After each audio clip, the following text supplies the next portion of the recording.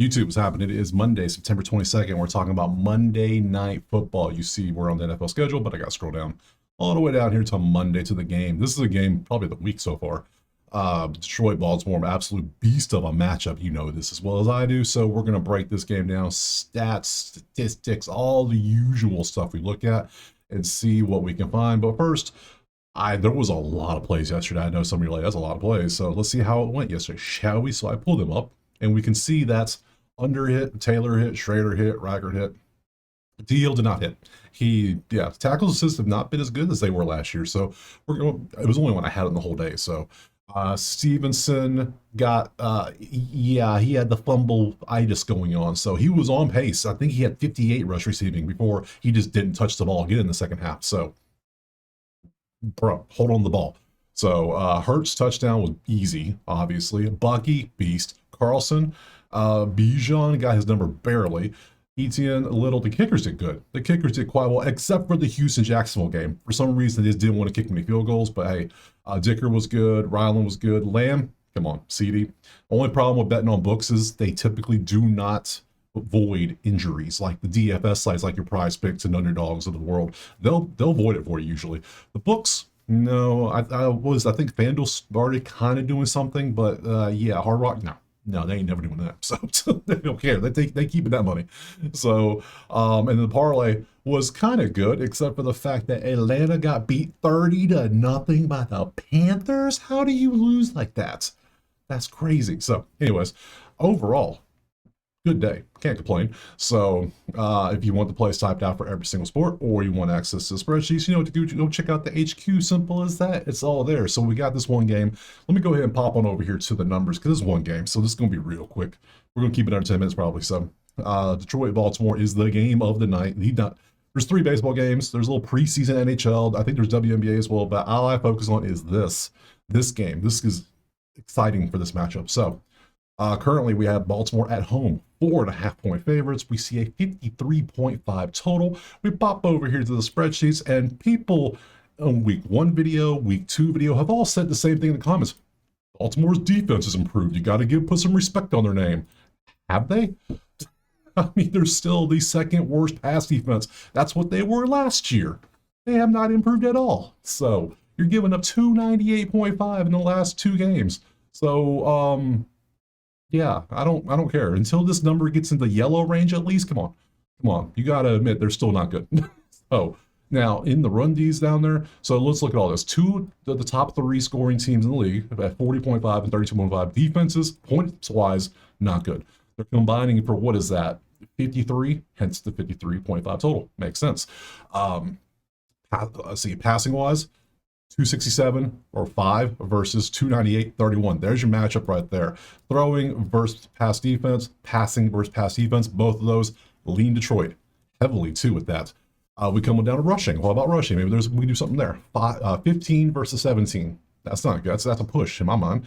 5 versus 15. There we go. That's now. Are they going to use it like they're supposed to? Because last week they were all focused heavily on Lamar to throw the ball a bunch, and it worked out. This time they have an okay advantage because 5 versus 15. Is Derrick Henry going to get fed the ball today? Because he didn't get fed last week, which I had him on the play, and it pissed me off because he lost. Digress. Anyways, so, and then third down, both teams are bottom 10 when it comes to third down completion percentage, 36 and 39.1. What are you two doing? Stop playing games. Just throw the ball. Do what you're supposed to do. Third down defense, though, Detroit, not as good as Baltimore. And then you see both are same at turnovers, both are same at takeaways, and they're both top 5 in not getting penalties. So that's our stuff. We see our clear advantages. Baltimore has a slight rush advantage. Detroit has a massive passing advantage. So statistically, of course, through 2 games. Now, these are only 2 games worth of stats. You got to take this with a grain of salt somewhat because we're only 2 games in, technically. Let's get it to 3 or 4 games. Let the data solidify a little bit, okay? Cool. So let's go ahead and pop on over to ye old props, shall we? This is Outlier. Link in the pinned comment. Click a sign. Go get your week for free. You know this. I say it all the time. Good stuff. Awesome, awesome site. Awesome people over there. Good stuff. So I have the game pulled up, and I have all the green for last 5. We're going to look at these. So We have Gibbs get a touchdown. Gibbs is due 55.5. I don't particularly like the Gibbs angle because there's not much advantage there. But Gibbs rush receiving is always going to be something I love to take. I don't care who he's facing. So because they can get him the ball and I like it. So we will look at Gibbs. Let's open him up. Zay Flowers, half a rushing yard. What do they know? Anytime you see a receiver with a .5, okay, that's a jet sweep. All right, end around, whatever. Cool. Or maybe a screen, they throw it backwards and then they drop it because that seems like everybody drops it. If anything, can I bet on field goal blocks? That should be something I should be able to bet on because that would have cashed so much this week. How many kicks were blocked this week? Anyways, can I bet on pick sixes? It has been the weirdest NFL week I have seen in years. And you can agree with that too.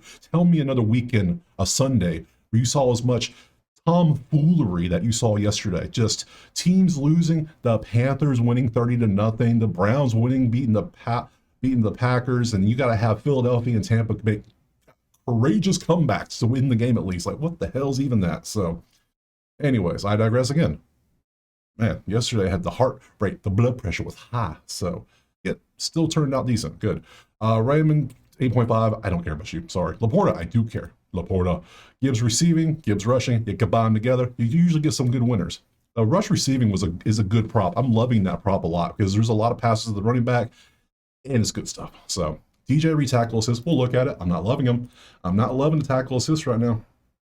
I have sacks on her too. So, and then Terran Arnold, I do like Terran Arnold. So we look at that. Now, first is not a great matchup. So, and then some of you want to know, well, what 7 props do I use? Now, there's a ton to pick from on here. You see that? There's a whole bunch on here.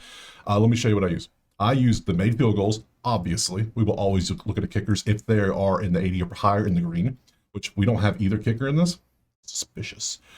We come on down, we use passing yards, we use receiving yards, we use rushing yards, we use sacks, tackles, assists, touchdowns, those. So some people want to use like receptions or targets and what have you. You can use all that if you want to. That's on you. Go get your outlier. I use it because this is the ones I want to use the most. So personally, it works out best. I like it for me. So these are the ones. Let's open all these up. So start with Mr. Gibbs. First off, touchdowns was the first thing we got to see. So he has had touchdowns in 4 of his last 5 games. Obviously, he's only played 2 games this season, but he's 1 for 2. Last season, yeah, great stuff.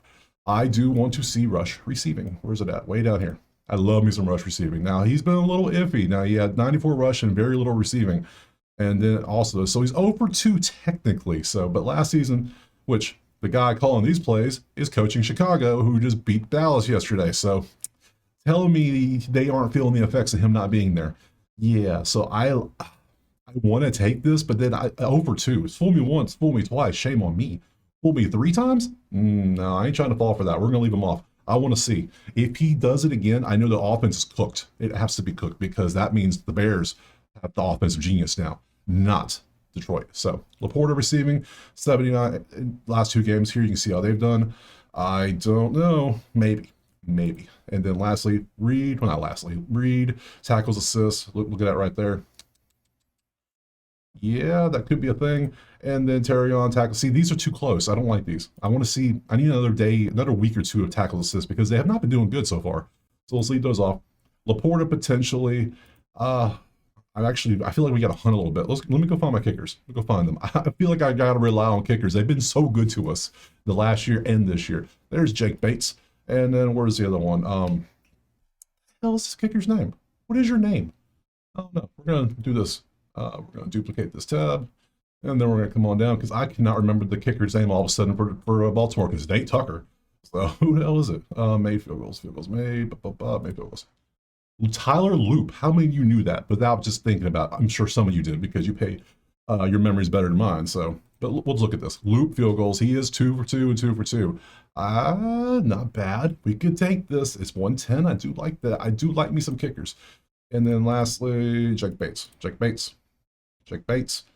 and a 1. I don't love that. I'm not loving that. I'm gonna be honest. I don't like that. I do want to take some. So we're gonna take him off. I think I might take Loop. Loop is not bad. We might throw Loop in there. I do want to take a receiving prop or a passing prop for Detroit. Oh man, part of me really wants to take it. You know what I want to take too. You already know. Do I do it? Do I do it? Do I do it? I think I want to do it. It sounds ridiculous, but sometimes you just got to go with what you feel. I feel feel like it's going to hit, doesn't it? Like they have to look at this information from last year, and as a coaching staff, you would think common sense would say, you know what, that guy catches pretty good out of the backfield. Maybe we should throw him the ball more. Yeah, you probably should. Yeah, do that. So I'm going to trust. I'm going to trust they have a third week adjustment. Fair enough. Fair adjustment. Yes. Let's take Gibbs. If you don't like it, take whatever you want. Hell, take his under. I don't care. I'm taking it. So over 87.5 rush plus receive yards. I like it. I like Gibbs.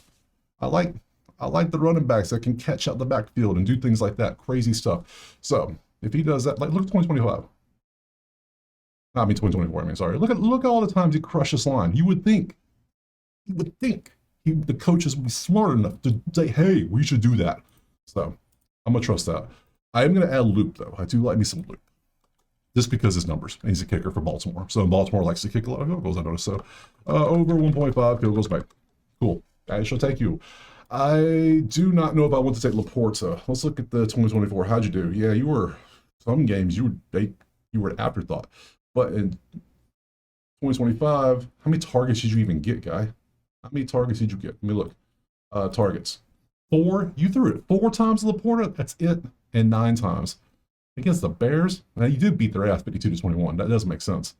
The Green Bay beat your ass there. I'm gonna leave them off. We're gonna hope it's a Gibbs game. Hopefully it's a Gibbs game. So I'm not taking Bates. We're gonna leave him off too. Now the question is, am I gonna take a side or a total? Based on these numbers, I think you already know it's 53.5. I gotta go over. They're combining for 73 points a game and giving up 53. So we have a 53 to 73 range. The total's at 53. So if they play within their average, we should hit the over. So I shall take the over of 53.5. 53.5. So that gives me one prop for each team and over, and I have no clue who's going to win this damn game. So I assume if you made me lean away, I would lean Detroit just because the numbers are better and there's the bigger advantage. But Baltimore's a home. We know Baltimore's a beast. They're both beasts, to be honest. So, but I'm going to leave that alone. We're going to take those 3 plays, and we're going to call it there. So let's go back to the schedule. Let's take a peek at next week's schedule, or this week's schedule, I guess you say.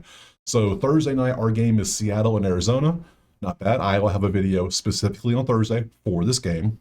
Sunday slate, you see all the games. I will do the Sunday slate on Friday like I did this past week. It worked out nicely. I saw a lot of people watching on Friday and Saturday, so it works out nice. I don't want you rushed. And that way you can watch your other sources too, because I know a lot of you that watch my video probably watch other videos too, as you should. You absolutely should. Get different opinions and see what everybody thinks. Just don't bet blindly, obviously. And then Monday we have a doubleheader. So yeah, we will do Monday separately. So that's it. We're done. I appreciate you being here. Drop a like, subscribe. Let me know in the comments what you're playing. Check out the HQ. Check out Outlier. Just subscribe mainly. I'm trying to grow, and I appreciate you being here. And I will see you on Thursday for some Seattle, Arizona NFL Thursday night. Peace.